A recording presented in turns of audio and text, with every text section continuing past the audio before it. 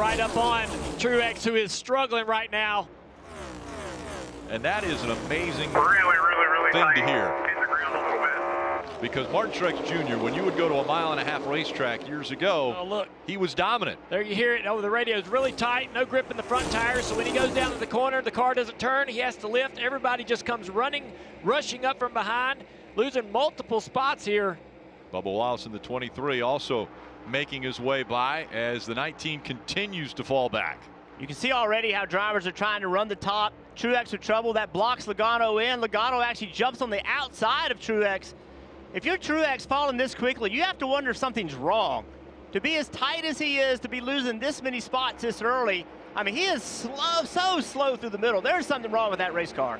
Well, that's what they said a week ago. Basically, the comments after Darlington where they had a slow qualifying effort and were just okay during the race. Something's wrong. I'm getting a flat or something. Oh, he's wrecking. Sure enough, into the wall he goes. The 19.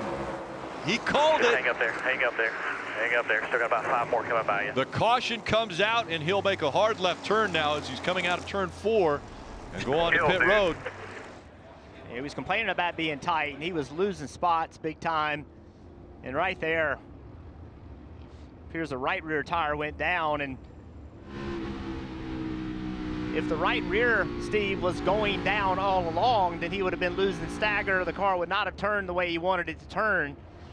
Yeah, Buescher and those guys have struggled a little bit in practice, but that's Buescher moving forward in this race, trying to claw himself toward the top 10 in this first stage to gather some points. Logano and all of Penske, when they showed up for practice, all of them went out there, ran a few laps, came right into pit road for adjustments. So Penske cars weren't very comfortable when they unloaded, working hard in this race, trying to improve. Austin Dillon moving around a little bit there, trying to get on the inside of Blaney. We're not that far into this race and lapping up into the mid-20s already. Bubba's car seemed to have just fell right off or flatlined. He was running down Larson by a lot, probably 2-3 tenths a lap. But I thought when Larson caught this traffic, it would make it easier for Bubba to get there. But Bubba has not been able to use this traffic to close the gap. The 3 car coming off the corner just snaps loose right there, overcorrects right into the wall. All the debris coming off the car. That was going to be a yellow eventually, but just right after this is when the 24 spins in just about the same spot. Yeah, this right here just shows you how slick the racetrack is. Car is losing grip with the back tires. And then here you go, William Byron. He's in the gas, trying to make some speed, racing for Christopher Bell, and around it comes. Yes, we need that radio. Erie, almost the same spot. Gets fortunate, doesn't really hit anything on the 24. Great 3-wide battle right here that's continuing through turns 1 and 2. A.J. Allmendinger on the outside. He's gonna be able to stay there, some contact. 43 trying to come up the racetrack just a little bit, Eric Jones. A.J. was not wanting to give that outside line up. Bowman fighting on the bottom in the 48 car. And an issue for the 47 of Ricky Stenhouse Jr., another playoff driver. Yeah, Stenhouse got into the wall a little bit, I believe, in turns 3 and 4. See if that car is able to regroup. So there he is, back at the screen. Just everybody runs. You talked about it at the pre-race, Jeff. Everybody runs an inch off the fence. That's where the speed is. You're going to push it a little bit every once in a while, and with an ill-handling car, more often than not, you're going to find yourself getting into the fence a little bit today. Yeah, the back of the car comes around on you just a little bit. You got to chase it up there. Next thing you know, you're in the wall. Of Ricky Stenhouse Jr. get into the wall, well, how about again? Yeah, they've been beating on each other down the front straightaway, him and Briscoe. I think just kind of arguing about how hard each other's getting raced. And then we go down into turn 3 here, and Stenhouse again up the racetrack and makes more contact with the wall. Frustration over how the car's driving, but also frustration about all the cautions out on the racetrack. And a lot of smoke from the 23 of Bubba Wallace, who was running second. Right rear tire flat. Bubba Wallace with the right rear tire carcass about to come off. So there's the car getting loose into the wall right there. Pretty hard contact. Riding on board.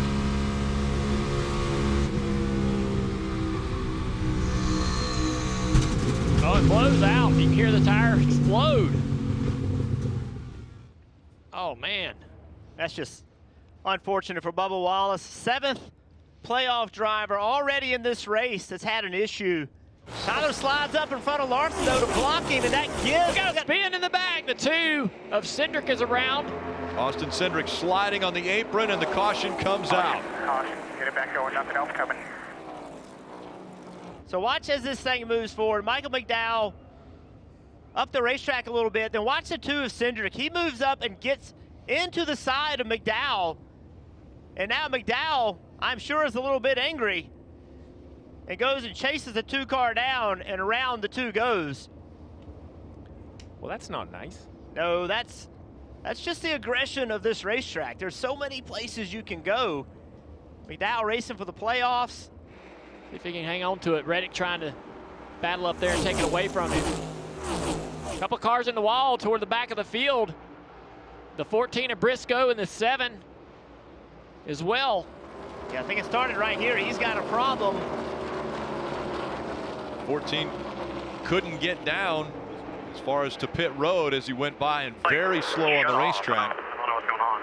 Oh, he said it shut All right, off. work all your switches here. Work all your. Weird. Some sort of electrical issue or an ECU issue. Yes, everything's out. He has a 10-4. Just keep resetting everything that you can. So here we are on the back straightaway. The car's already lost power, and the 7's going to come up here running the top of the racetrack with nowhere to go. Luckily, not any hard contact. Everyone else is able to avoid. Not any hard contact, but you would have hoped that the spotter on the 7, and Yellow there's is the out. yellow. Here you go. Right, Dale, like, I mean, I know it's hard to spot, but you got to kind of be letting your guy know we got a car slow going down the backstretch or slow run on the top. Yeah, for sure. But you don't know whether he's going to try to get to pit road or what. Everything. That top groove is the preferred line around the racetrack. Every driver's going to be heading into turn 3 against the fence if they can. But now he's got the car fired up again. Top 8 cars did not come to pit road. We'll see if those fresh tires, and we see them peeking out already, will they make a difference? Yeah, Reddick's putting Keselowski 4 wide.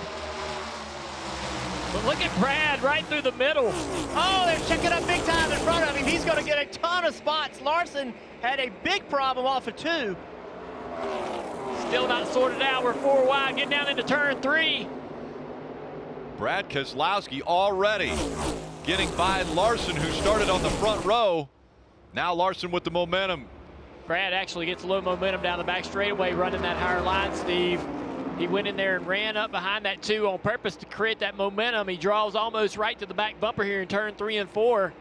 The 9's taking the defensive line. Right behind them, here comes the 11 car as well. Denny Hamlin, he wants to get in the middle of this battle. He's faster than both of these cars in that purple number 11 right there.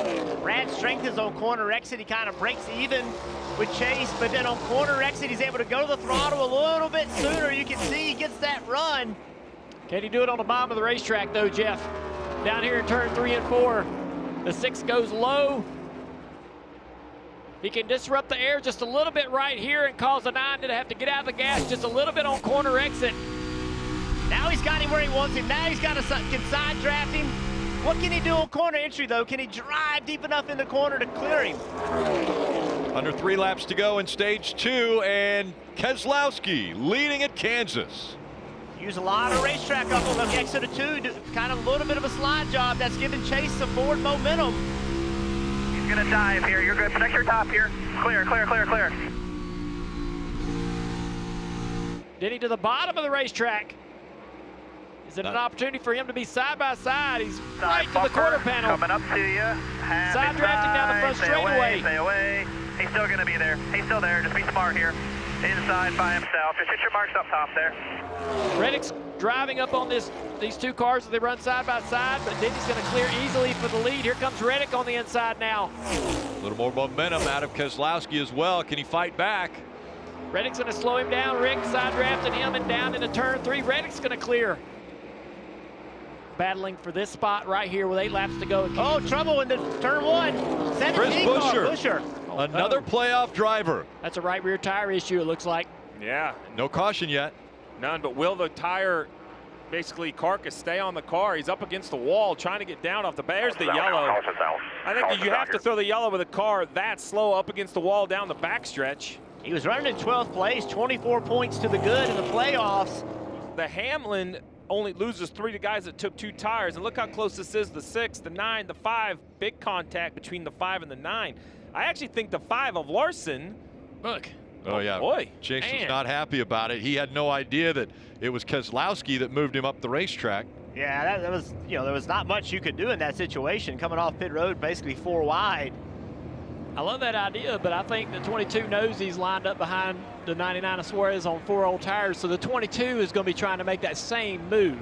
Logano's not in this restart to push the 99 into the lead. He's looking for a way to the inside, 3 wide, as soon as possible. And if you're the 11 of Hamlin, Bad enough, take some. Let's go. if you're the 11 of Hamlin, you also want to be able to get forward momentum and enter 1 and be able to just sail it down in there on the outside. 2 laps to determine a potential advancement in the playoffs or maybe a win. Green flag back in the air. Overtime presented by Credit One Bank. Hamlin was sleeping on the start. He did not get a good launch at all. Logano to the inside, 3 wide. Can he clear? Here comes Jones on the outside. 2-tire stop for Jones as he works that outside. Larson loses a little momentum. Here comes the 8 of Kyle Busch as well. It's a big run from behind on the back straightaway. Hamlin and Larson contact into 3. Reddick now with momentum coming to the outside. Reddick dives down low, 3 wide. He's going to be clear going into turn 1. One more time around. Reddick out in front now. A big run out of the 11, but the door is closed by Jones. Eric Jones running second, Hamlin is third. Tyler Reddick looking for his 5th career win. Reddick out of 4. He's going to advance to the round of 12. Reddick wins in Kansas. Let's go! Yes! All right! You are awesome, buddy. You are awesome. That is awesome. Hi, I'm Parker Kligerman. For more access like this from Pit Road, be sure to click and subscribe to the Motorsports on NBC YouTube channel.